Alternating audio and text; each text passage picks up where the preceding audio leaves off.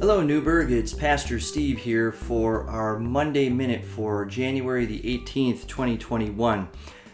Today we are observing the birthday of the Reverend Dr. Martin Luther King, a modern day prophet who fought for racial equality, fought for justice, and fought for peace.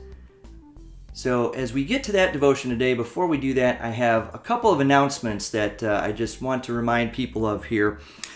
First one is that we will be launching our updated congregational survey this week, so please be checking your email for that link to the survey. We are considering other alternatives for those folks who are unable to fill out the survey electronically, so watch for those in your mail in the coming days and weeks ahead. If you've not subscribed to our email list, you can go to our website at newburghumc.org and you can click on the Connect tab, and there you can subscribe to our email list and several other distributions that are centered around our specialized ministries. So we hope that you can do that. If you have already signed up and you aren't receiving those emails, please contact the church office and we can help problem solve that. There are a variety of issues that sometimes come up, and we can usually help trace those back as well. So please be sure to subscribe to that. Also, I want to give you a reminder of our midweek studies that got underway last week. They are still happening now via Zoom. That includes our Wednesday evening at 6:30 book study with Hope for Hard Times by the Reverend Dr. Magri de Vega. Reverend Gassaway here at Newburgh is leading that via Zoom. And then our Women Connecting Through Christ study, which happens on Thursday evenings at 6:30. And they are studying the book The Best Yes by Lisa Turkhurst. And again, that's also via Zoom. You can contact Janice Gassaway, and that information is also available on our website and social media as to how to get that link. Also, don't forget about every Saturday. We have Saturdays with Mrs. Karen for our children, and you can subscribe to that either through our Facebook Live page, or you can also go to our YouTube channel and see all of our videos that are uploaded there, as well as in addition to Saturdays with Mrs. Karen and our Monday Minute. So please do check those out. Now, as I said, today is Martin Luther King Day, and while there are many ways that we can observe this, I want to reflect on the legacy that we're called to share as followers of Jesus Christ. Because today isn't just a day off for some people in the middle of January. Today, I believe, is a call to action. It's a call to action on our part to continue to work towards justice and to continue to work towards equality. Now, there's still much work to do when it comes to that. It's easy for us to beatify Dr. King now 52 years later after he was assassinated. As many people as myself included know that we never experienced Dr. King in his life. All we have are old newsreels and other videos and interviews and the stories that people have shared. And so putting that in the distant past is a challenge that we have to live up to here in the present. But that's also a testament to the impact that he had, and yet at the same time, it seems that while we have worked very hard to be in a post-racial world, we still cannot escape the deep-seated racism that exists in our nation and in our world today. Today is not just about platitudes, but it's also a reality check of how we're living up to the ideals of justice and equality that Dr. King preached, and ultimately what God calls us to model as followers of Jesus Christ. I was reminded of Stephen Colbert on his old show, the Colbert Report, as it was called. And on that show, he played a character of himself. And one of the things that he used to say that was a little bit provocative, but also satirically ironic, is that I don't see race. He said, people tell me I'm white and I believe them because I can't dance. Or some other stereotype that has been applied to people with like skin color, if you will. I found it funny, but as we said, it's also a sarcastic jab at the ways that we can delude ourselves into thinking that we have accomplished all that we need to live in a post-racial world. Colbert in another show was interviewing the Reverend Jesse Jackson, and again, satirically, he started off that interview with his first question. So, what are you doing with your time now that racism isn't a problem anymore?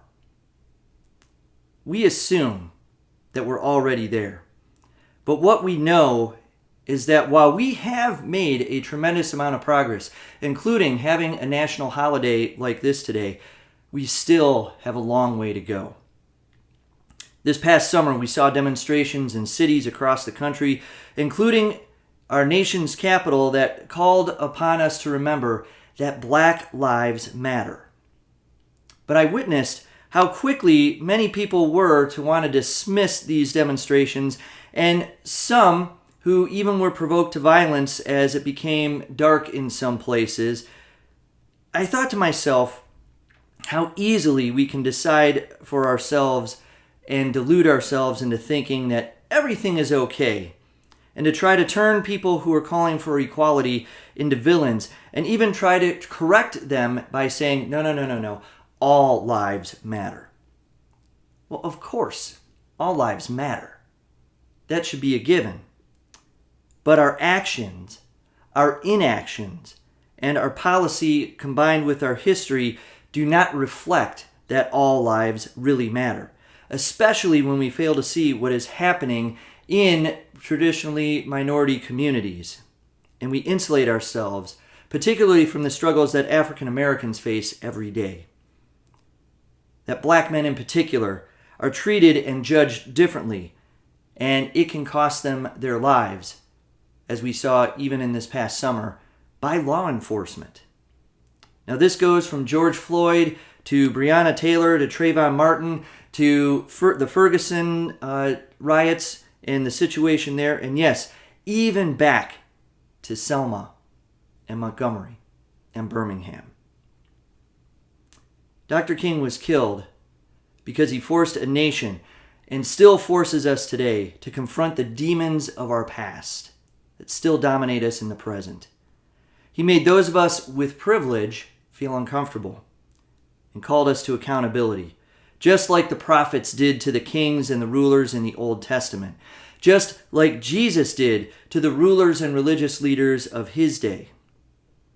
And so on this day, where we honor his birth, may we also be stirred, as the late congressman and activist with Dr. King, John Lewis, said, who passed away this year, let us get into good trouble.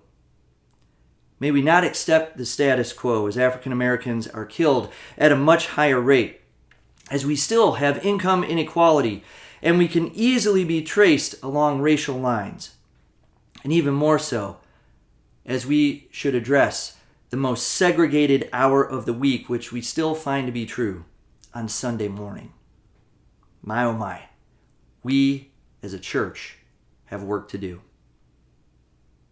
But the good news is also that Dr. King reminded us that the arc of the moral universe is long, but it bends towards justice, God's justice. And we must do our part to help bend that arc more and more. Justice and love demand it. Jesus demands it because God demands it. As God's church, we must demand it as well, and we must be the conscience of the nation and of the world. So let's have today be another jumping off point towards an even greater justice, and take us one step closer to fulfilling the dream.